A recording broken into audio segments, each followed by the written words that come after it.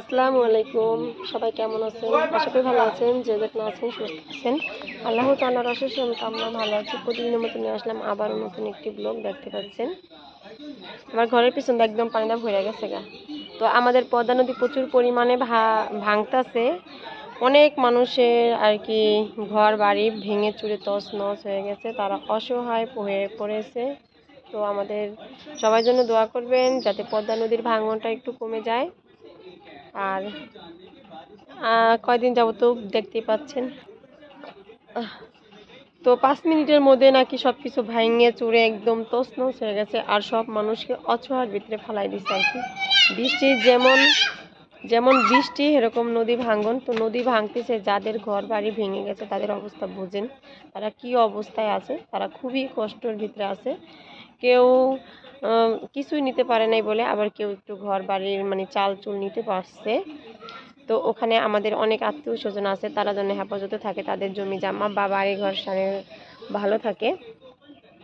আমাদের কিছু ব্লগার ভাই ও বোনেরা আছে, ব্লগের ভিতরে ব্লগ দেখে তাদেরকে চিনছি, আগে কখনো চিনতাম না। যেমন মাসুদ ভাই, চাঁদি আপু, কান্তা আপু, দেলোয়ার ভাই, শারমিন আপু, সাবিনা আপু, কান্তা ভাবি, অনেককে আমরা এই ব্লগের মাধ্যমে চিনছি। আর আমাদেরও আত্মীয় স্বজন আছে ওখানে।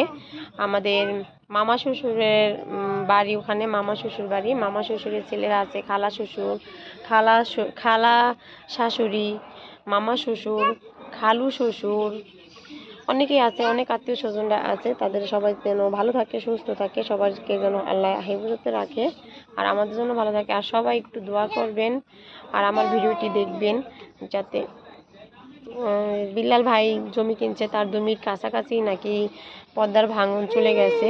তো বেচারা বহুত কষ্ট করে জমি কিনছে, অনেক অনেক কষ্ট করছে বেচারা, এমনিতে অনেক অসুস্থ।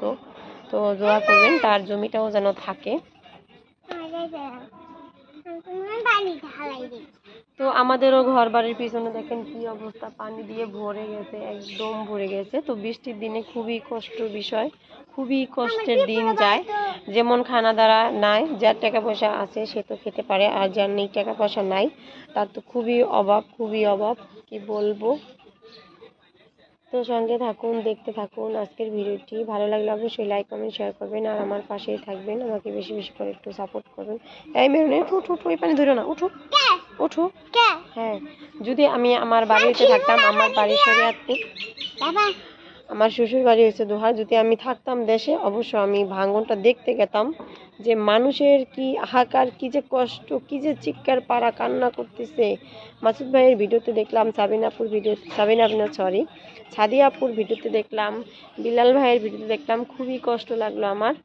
তো কি করব, যেতে তো আর পারবো না, এখন দেখতেও পারবো না। তো সবাই সবার জন্য দোয়া করবেন, সবার জন্য ভালো থাকে।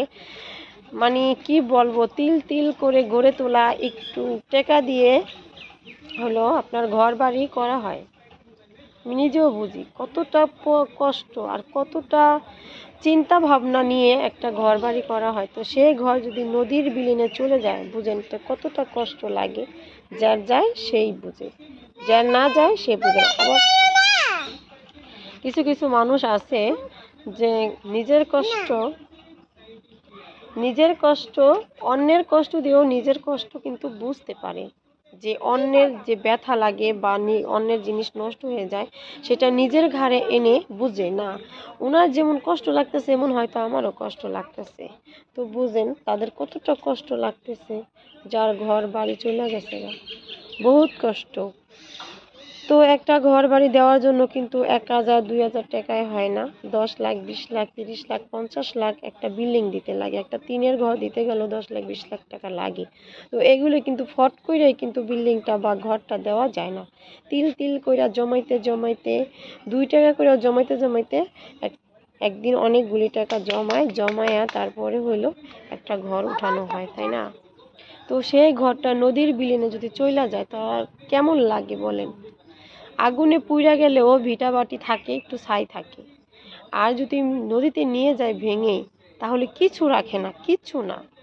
ঘর বাড়ি তো নেয়, জায়গা জমি সব নিয়ে যায়, মাটি টুক থাকে না। তো আগের মুরব্বীরা বলতো যদি আগুনে পুড়া নিয়ে যায় ভিটা থাকে, আর পানিতে নিয়ে গেলে কিছু রাখে না।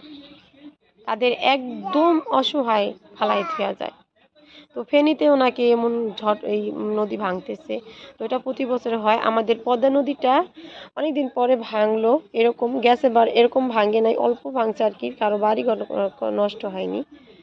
এবার একদম নষ্ট করে দিয়ে গেল। তো সবাই দোয়া করবেন তাদের জন্য। সবাই ভালো থাকবেন, সুস্থ থাকবেন, আমাদের জন্য দোয়া করবেন। আল্লাহ হাফেজ, আসসালামু আলাইকুম।